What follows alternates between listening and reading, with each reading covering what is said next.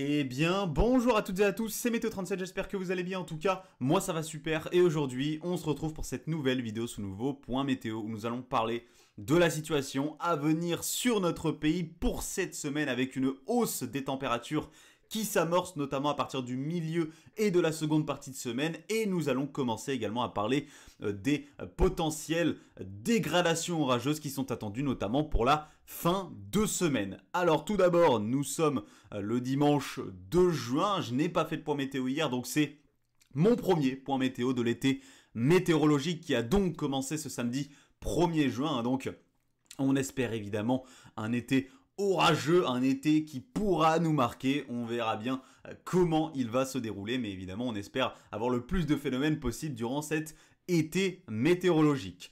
Donc la situation de ce week-end, elle ne ressemble pas du tout à un temps d'été, ce n'est pas estival, les températures sont sous les normes de saison. Alors le temps n'est pas très humide puisqu'on a l'influence actuellement de conditions anticycloniques quand même sur une bonne partie de notre pays, grâce à cet anticyclone qui s'étire sur tout l'Atlantique Nord et qui donc étend son influence jusqu'à l'Europe de l'Ouest dont la France.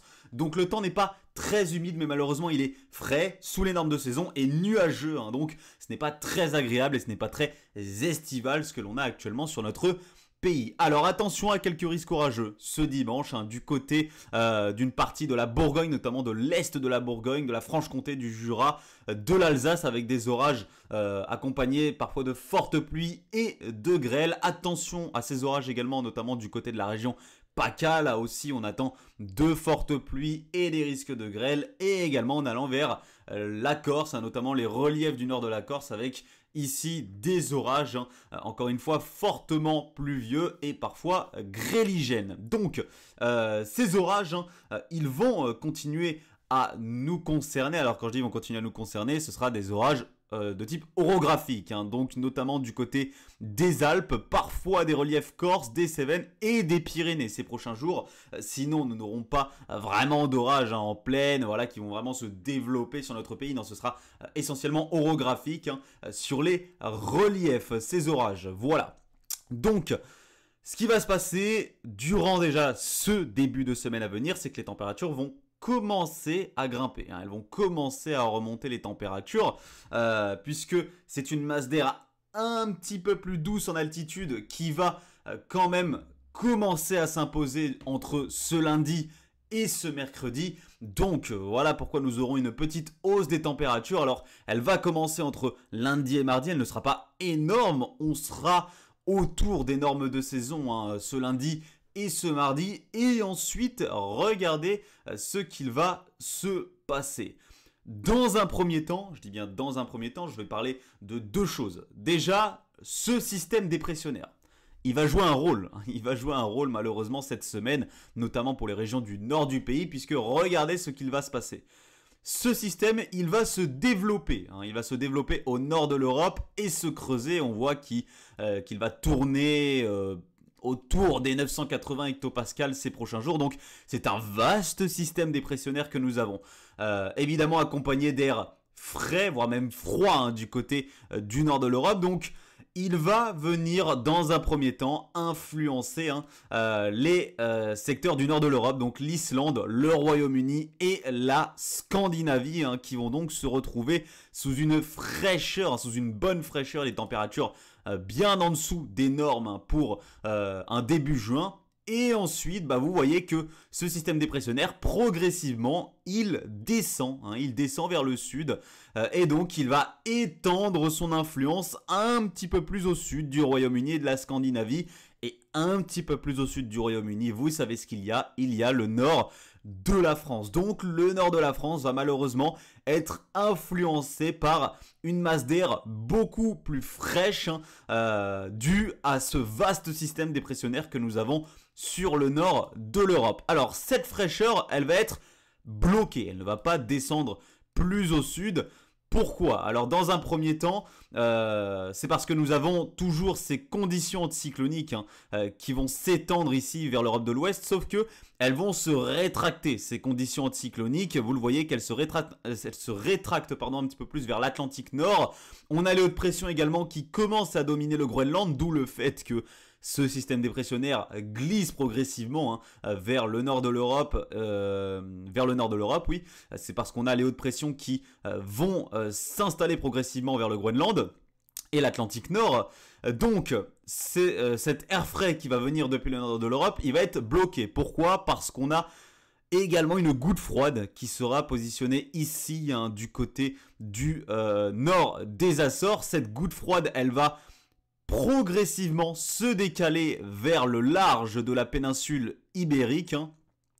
Et elle va donc permettre à l'avant, évidemment, cet effet de pompe à chaleur. Alors, cette pompe à chaleur, elle ne va pas concerner tous les secteurs de notre pays. Malheureusement, comme je vous ai dit, les régions du Nord, malheureusement, vous serez beaucoup trop proche des basses pressions et du système dépressionnaire nord-européen. Donc, vous serez plutôt sous l'influence de la fraîcheur. En tout cas, c'est le scénario majoritaire qui ressort actuellement, même s'il y a certains modèles qui essaient de vous faire plaisir comme les régions du Nord et faire remonter un petit peu plus les températures. Je pense à GEM par exemple, qui étend un petit peu plus vers le nord l'influence de la masse d'air plus chaude venue du sud de la France. Donc, regardez ce qu'il va se passer. La goutte froide, donc comme je vous l'ai dit, glisse progressivement vers le large de la péninsule ibérique. Effet de pompe à chaleur, donc la chaleur va remonter sur notre pays. Souvenez-vous, il y a 4 jours, je vous faisais une vidéo et un live, donc une vidéo tendance pour la semaine là qui arrive, et je vous faisais également un live pour vous parler également de cette semaine là. Et durant, je ne sais plus si c'était durant la vidéo tendance ou dans le live, mais j'en ai parlé, je vous parlais d'une ligne Quimper-Strasbourg, en vous disant que au nord de cette ligne, il y avait de grandes incertitudes, et il y avait malheureusement aussi de grandes possibilités que la masse d'air reste fraîche et que nous ayons beaucoup de mal à atteindre ou dépasser les 20 degrés. Et je vous disais qu'au sud de cette ligne, évidemment, là, nous atteindrions beaucoup plus facilement les 20 degrés et les dépasserions beaucoup plus facilement également. Et plus on irait au sud, plus il ferait chaud, évidemment. Et effectivement, quand on regarde les modèles aujourd'hui, cette ligne Quimper-Strasbourg, elle est toujours d'actualité.